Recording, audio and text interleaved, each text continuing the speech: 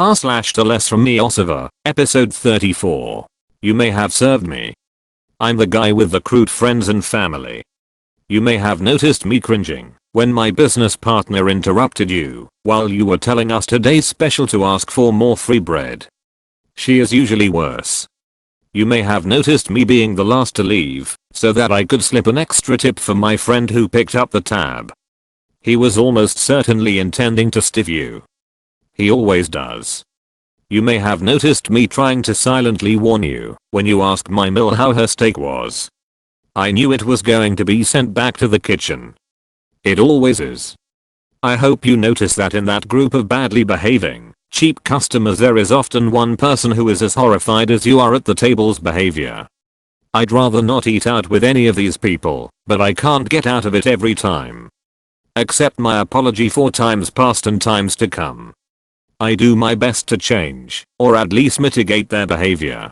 At your restaurant, do you get written up or fired if you don't pay for walkouts? At my most recent job, if you didn't hit the cash button, which, of course, closes out the table and reduced their tab from your tips for the night, you get either a write-up, or if the management didn't like you enough, you were fired. One server had a large group who wanted split checks, but we had a new manager who was awful. He was often impossible to find, and the server needed the manager to run some gift cards for him. It took so long, the table got up and left without paying. The server told me I'm just going to take a write-up because that bill was way too big for me to pay. He was fired for not paying enough attention to his section. I'm pretty sure in most states this practice would or should be illegal. Man tells me bourbon barrel aged beer is a chick beer, then proceeds to order honey blonde. I work as a bartender at a fast casual restaurant where we have 20 taps of locally brewed craft beers. Since I'm a small and young looking blonde girl, there are assumptions made by many that I'm incompetent when it comes to beer recommendations. I've heard it all from "you probably can't drink yet you look 14" to people straight up walking away from me to find a male coworker instead. This time, a man and his wife came in, and she wanted to try Sierra Nevada's Bigfoot, a beer series aged in bourbon barrels then mixed together from different years to produce this very flavorful and aromatic bourbon style brew. This drink is definitely not for everyone, and there's a specific type of person who enjoys sipping on bourbon for the flavor. So I pour them a sample, and she tastes it, and enjoys it, and wants a glass, and her husband tastes it, and grimaces as soon as it touches his lips, and this is the dialogue that follows. "Old man, that's a chick beer." Me, "I'm not sure what you mean by that." "Old man, I'll take the honey blonde." Me, "We actually just ran out of that, but if you're looking for something similar I would suggest the ice cold lager." Old man, "Wow, look at you knowing beer." People, may I please ask that you refrain from condescending comments such as these. You're judging me based on my appearance and not taking into account that I work at a bar and must possibly know something. So I sat 2 parties of 20 each at the same time and served them by myself. Needless to say, I quit. So just some context for this shit show. Around 4 days ago we got a new system made by the owner because he thinks someone is stealing from him. We don't have a computer system, so all orders are made by hand. We have the sushi sheet paper that I'm sure most people are familiarized with, where you write the amount of a roll you want. We used to throw those to the sushi bar and then write a separate paper for the kitchen. Well, now, we had to rewrite everything, so if we get the sushi sheet we would have to write everything on a different paper, name, and quantity, so that the sushi chefs could keep the paper. I hope this is not too confusing, lol. Also, because they were gonna keep the paper now, there was no way for servers to know where food would go unless it was your own. This means that other servers cannot help out other servers by taking their food. The sushi chefs also said they weren't gonna be saying who the food would go to. Everyone should be doing their job. Lol, okay. So today is Thursday and we have a live band. It's usually super busy. This one server was late 2 hours already, so we were short of people. One party of 20 come in, I'm assigned to it. I take the drinks and then order them. Then another table of 20 come in 15 minutes after, and it was supposed to be assigned to the server that wasn't there, so somehow I had to take it. It took forever, especially because the first table was ready to order. I had to somehow manage to give everyone their drinks and take everyone's orders. It would have been easier if the tables got one check for each, but that could only be a dream. There are about 7 to 13 tickets on each table. So I had 16 or so tickets, sushi sheets, that I had to rewrite. That took forever, and not only that, appetizers for one table had already started to come out. Also it was super confusing too. I had to look at the papers about 3 times to make sure I made the orders right. I still ended up forgetting someone's meal also, yeah. Taking all that food by myself and giving out refills was a nightmare. Taking 40 people at the same time alone is so freaking draining. Either way, Saturday is my last day LMAO. Gotta say bye to serving finally. Please don't flag me over to take your order when half your table isn't actually ready to order. Especially when you know perfectly well this isn't my section. One of the managers hates seeing staff hovering, which is what we have to do when half the table is still perusing the menu while the other half have ordered. I hate having to wait for someone who's clearly not ready to order. I feel like I'm rushing them. It pisses off the manager if he catches me doing it, and I've usually been pulled away from attending to my own section to wait for people to decide what they want. Order a starter if you're that hungry. I see you, servers, and I've got your backs. My BF and I had a really awesome and attentive waiter a few weeks back, and he was totally friendly and on point despite that the table next to us entered the restaurant with the intent to defraud them out of a meal. We observed the Fiasco Next To Us for an hour while we dined. Our server exceeded our expectations while we watched him handle the manipulative jerks next to us with such grace. They occupied so much of his time. They began their fiasco with complaining about ice cubes*. It was a man and a woman dining together, and the man had asked for his drink with no ice, and he insinuated that she wouldn't want ice either. When the server brought their drinks, the woman made a huge fuss because she wanted ice and was so thirsty, but absolutely incapable of drinking without ice. Our server remedied this situation immediately and maintained a pleasant attitude. They continued to complain about everything all night, and their reasons were by far the most absurd I've ever heard. I just do not like the presentation of this meal. It's completely unacceptable food placement. They were given multiple replacement meals throughout their dining experience, and even dessert. They ate at least half of each meal before insisting on a new one. The manager was called over more than once. It was absolutely mind-blowing, not only because they were clearly eating the food, but because their complaints were so lame. They put zero effort into their shenanigans. It was honestly pathetic. After the shameless duo left, the cops showed up and went back to the kitchen. My BF and I asked our server if everything was okay when he came to bring us our check, and he just broke down and let it all out. He really needed to vent. He told us that the cops arrived because there was another server there who was stealing people's tables and abandoning his own and taking everyone's tips. He was fired, and then he started getting violent and threatening to do outrageous things to staff and customers. Management had no choice but to call the police.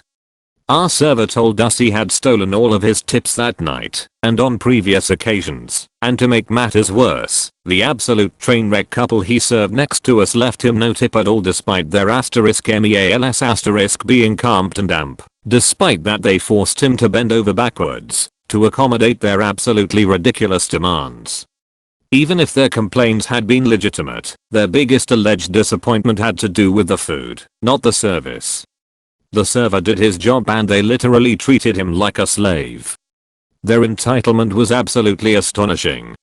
He told us he gets customers like that on a regular basis, customers who play the game and know full and well what they are doing. They plan this charade before even arriving, and restaurant hop repeating similar stunts, never having the intention on paying a dime. It was stressful just sitting next to those people. I can't imagine having to appease people like that on a regular basis. We ended up giving him a 100% cash tip. Poor guy. My utmost respect goes out to all servers. My BFF is a GM of a restaurant and he worked his way up over the years. He has done literally every job in the restaurant. I've heard so many stories like this from him, but I was just really blown away by the neurotic episode I had witnessed firsthand. It only further reassured me that, even if a server is off their game, I'm doing the right thing by tipping well for okay service and tipping above average for good service. Maybe years of hearing restaurant stories has helped mold my mindset and taught me to always be fair and to be generous when deserved, but seeing it myself made me want to be even more generous when I have the means. You really just never know when someone is having a bad night, and thanks to lunatic customers, a lot of servers probably are. I see you, servers, and I'm grateful that you are running around like crazy to keep my drink filled and get my food to me hot. I fully understand that your livelihood depends on tips, and I, for one, will never short you. Just a conspiracy.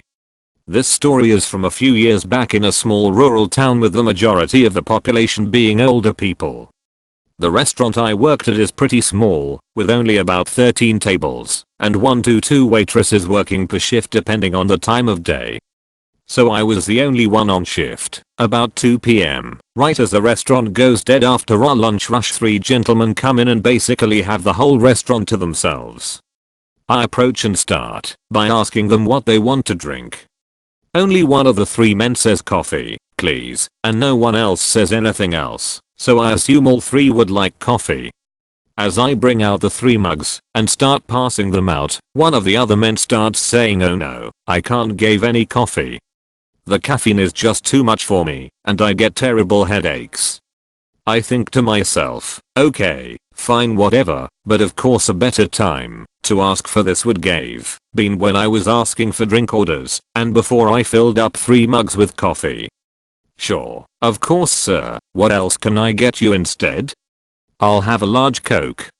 I should have known better than to argue at this point, but I persisted, and of course stated the obvious, "Sir, Coke also has caffeine in it." No, caffeine in Coke products is just a conspiracy. I must have looked pretty dumbfounded and confused, because he went on to try and explain that he had heard from a good friend who works in the soda industry that the companies just claim to put caffeine in them in order to sell more product. Needless to say, I really didn't have anything else I could say, and just went ahead and brought him his Coke. The other 2 men just sat quietly, and I'm not sure if they also believe this or not. Thankfully it was the only incident I had with them, and they left with no other conspiracies. "It's not my fault, it's your kid's bedtime." So this happened a few hours ago. It's Friday night and it's me and 4 other hosts, as it gets really busy, and we also have to bus tables. I'm up front with 2 other hosts when a woman and 2 children walk in. Just the 3. Oh no, it's going to be 20. I thought she was joking, honestly. How you can walk in here at 7 p.m. in the middle of the dinner rush and expect to be sat without calling ahead? We don't do reservations, just call ahead. I go tell the manager, because we're literally packed and don't have any tables we can push together. As we're trying to figure this out, the lady says, "Oh, we don't all have to be together either," but she has quite a few rather young children with her, so I'm not sure how that would work. We finally decide on the big table in the bar area we call the community table. It seats 16, and we added another high top table to the end, so it could fit 20. As me and the manager are doing this, another host comes over and says, "Oh, she said it's 24 now." So now we are waiting for another table nearby to leave, so that they can have that as like an overflow. We couldn't add it to the 20 top table BC, it would taken up too much space. It's been probably 10 minutes and the woman and a few other parents that have arrived start complaining that their kids have to be in bed soon, so they need to be seated now. We seat them at the big table and say that when another table gets up, the last few people who weren't there yet could sit there. Finally the last people show up, and when the original lady told them that there wasn't enough room at the main table, they just left. The rest of them spent the entire time complaining to the server that they couldn't fit everyone. I could understand her frustration, but if she had just called an hour or so beforehand, we would have had a space for them. Sorry if this sucks. I'm not a very good storyteller. When I was running a cafe, I worked in hospitality industry for some 14 years. Now I do something else but still customer facing. A post on this sub reminded me of a time I was a manager of this cafe, and basically in day-to-day running I had total freedom. I did make changes that doubled the income, so fair of boss to trust me. We had a booking for 11 AM. It was about 10 people. They arrived about 20 minutes early before their table was set up. I had a young waitress setting this up, and they were rude to her about it. She told me she apologized to them and came to let me know. I always tell my peeps not to apologize for anything unless we have genuinely fucked up. She was getting anxious about serving them, so I decided to take them. So I pop upstairs, come to their table, introduce myself by my first name, and ask them how they're all doing. The lady who seemed to be in charge greeted me and asked me how I was. Good, thank you. A little busy, since you guys are early, and caught us still prepping, but no worries. We are more than happy to accommodate you. Big smile. Lady in charge. Oh, what time did we book? I reply 11. She checks her watch. Oh, we are early. Sorry. Me, no problem at all. Can I get you some drinks to start? Give their menus and take drinks orders. I come up with their coffees shortly and ask them if they are ready to order. Mostly no issue and straightforward. Woman between 20 to 30, very rude, says she wants toast with avocado. I point out that if she wants avo, we have the bagel with avo, or 525 avo toast that comes with a poached egg on top as per the menu. She chooses the latter. I put it through.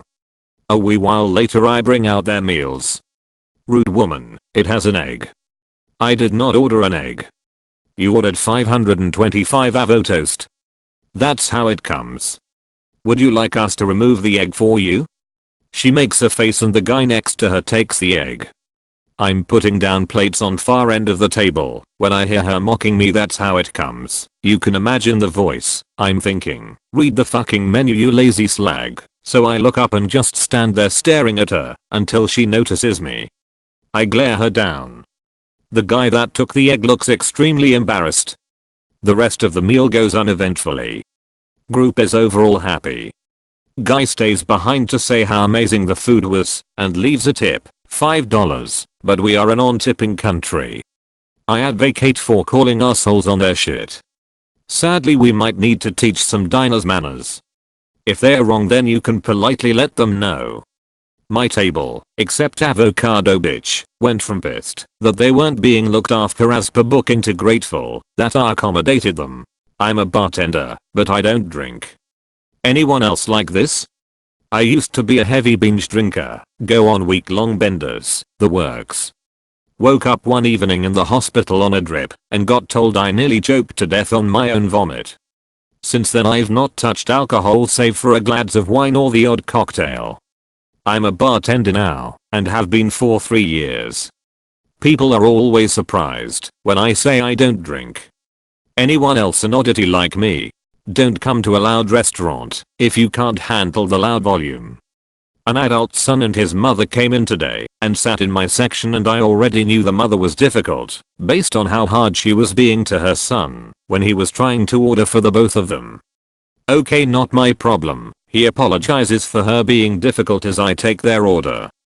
Now I should explain that I work in a very loud Japanese restaurant where we literally shout "Arashe mason arigatou gozaimashita" when people enter and leave. The mom doesn't like this and yells at me when I call out the 2 phrases for entering/leaving customers, and wouldn't have it when I tell her that it's part of my job description to yell those phrases because that's how my restaurant's vibe is like. She wouldn't listen to her son when he tried to calm her down and tell her that's how our restaurant vibe is like either. I really don't know why he brought her to our restaurant if she can't even handle the loud volume and frequent shouting by staff. Anyway, I complained to my manager about her, and he said he'll try to defuse the situation, but I refused to go near that table until they left because she was just so mean and wouldn't take the fact that it's our job to yell in Japanese for an answer. And then she proceeded to, I guess, scold every single server for breaking her eardrums just for shouting "arashime/arigatou gozaimashita." She even attacked my sister, who hadn't even said those phrases cause she was in the middle of taking her table's orders cause she mistook her for me. IDK how cause I was wearing a white shirt while my sister wore a navy blue shirt and we have different hair lengths. But today's my last day and I'm glad to be moving on. Requesting an availability change. Weird situation. So, context. My serving job is just a means to an end for me. It's how I pay the bills while I work on the things that are actually my goals. I initially took the serving job because I was studying for a professional licensing exam and it would enable me to study during the day and work at night, which synced well with my study habits. I passed, yay. After I came back from being away for actually taking the exam, I declared a mostly open availability, all but like one morning a week. Because there are not enough people who are willing/able to work mornings, I get scheduled on a shitload of mornings. However, now it's become clear that there will be additional hoops to jump before I can actually get that license. And I have to job hunt, network, etc. And of course things like therapy appointments that are important in terms of taking care of myself. Those things are hard to do when I keep getting scheduled for morning shifts. I've realized that the easiest way to rectify the problem is to have 3 of MTH mornings blocked off my availability for good. That gives me guaranteed time to work on the things that I actually consider important. Now, the question is, how do I frame that in requesting the block off of those mornings from my availability? Everyone there knows about the professional licensing stuff. However, I don't want to frame this as I need time to work on getting the fuck out to here. With a lot of people requesting to get taken off mornings for dumb reasons, mornings are rather short-staffed. So what do I do? Thanks, ex-bartender/server, still fighting the good fight. I worked in the service industry from 16, 30 years old, now 39. It provided me with many awesome opportunities and friendships. I traveled throughout the world, living from Australia to Costa Rica etc. for many years, but then I'd come home and have lunch with my mum.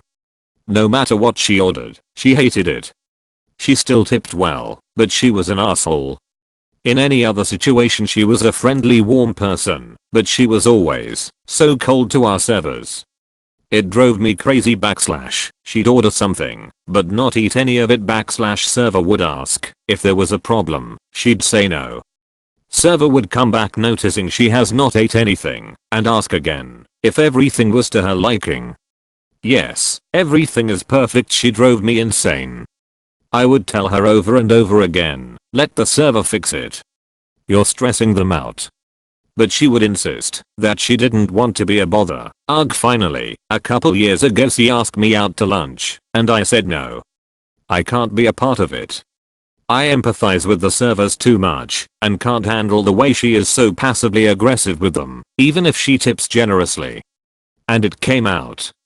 The reason that she's been so repulsive in restaurants is that she feels she could cook every dish better. Actually, sometimes true. She's a fantastic cook. I explained that we aren't paying for the food. We are paying for the experience, the ambience, the togetherness, the ability to chat while our food is prepared, the human interaction with our server, the feeling of treating ourselves to something special just to share time together, and yes, the food. So I don't want to label myself as a hero. Yes, I do, but I vanquished this 60-something women into someone who recognizes all your efforts. How to stop customers seating themselves. First time posting, and I'm on mobile. Our restaurant is in a major leagues club in Brisbane, Australia. We have recently changed our service to full table service. There's a section at the back of the seating area that connects to the pokers, and customers have just snuck in through there and seated themselves and then complain that they haven't been served. We do have a barrier there, but they just go around it anyway. Us servers are copying it for it, and it's just a hassle to reset a table when the customer has placed themselves on a bare table demanding to be served. Any suggestions I can give to management that would help prevent this? It's only the first week, so things are still a bit new to us, but we are working it out. So apparently I can't do my job, but then again that's cause I'm too busy doing everyone else's. I'll preface this with the normal on mobile not good at Reddit, sorry about the format bull. So I work in a hotel restaurant/bar and we don't have many rooms. It's off season, so our main business is construction workers and office people. Now this week our shifts were labeled as if we could leave before dinner service. If there were less, that's 6 people having dinner. If there are more than that, then 2 people need to work evenings to cover restaurant and bar. My co-worker for last night doesn't have the best reputation for being helpful, quite the opposite. So the fact that we had 2 orders in the kitchen already and 5 construction workers to feed plus 10 lots of sandwiches to make for workers not arriving until after the restaurant closed, you'd assume we would both be working in the restaurant/bar area. Apparently she had other ideas. She redecorate one of the rooms last night, which she's meant to have done during the week when she's on day shift. I wouldn't have been that bothered if I hadn't heard her whining to the boss that she's had to serve a drink and why isn't Nassie doing any work. I was serving food at the time and couldn't really serve half a table and then leave the other half to wait while I served a drink. Now could I FFS? On top of all that, we have a tip share, so any tips I earned from being on the ball get split with her as well. At long last I'm quitting my job. I'll mention a few of the place's failures, but if I were to go into too much detail this post would read like a full novel. Firstly, for the year I've been here we have been in a constant state of turnover. The online ads for and AMP boss staff has never come down. It's pretty rare for staff to last past 3 months tbh. The next problem is that we do a tip pool system that is split between the entire day. We are not a busy lunch spot, as in day sales rarely even get to $500 vs 2 to 3 servers in the evening selling $1,500-$2,500 each. Plus the fact with tip pool there are always the lazy staff who know how to take advantage of it. There is also a 5.5% tip out on total sales including taxes, despite at best having 1 support staff. I'm fairly certain the owner is using the tip out to pay the kitchen's premium wages. These are only the tip of the iceberg. Regardless, I do feel bad for leaving, because for the past year the owner has been having a rough time. Recovering from a near fatal injury, illness, death in the family, divorce, etc.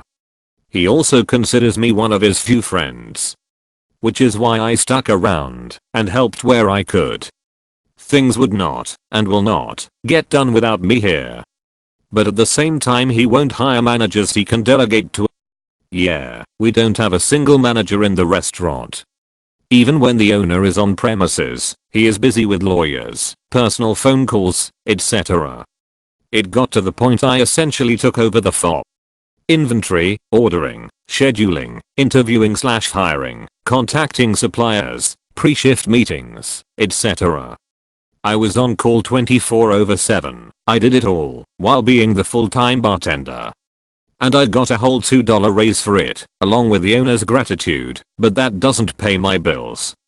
When the option of salary came up he refused to consider $45k/year, very average for my city. I was obviously burnt out after a while, and took a step back. I've already started working at a new place, been there a month, and it's been a big improvement. I go in, work with chill people, make my money and leave. The owner is the nicest guy. It made me realize how much I had normalized being in a toxic environment. How I had let myself be worn down over time.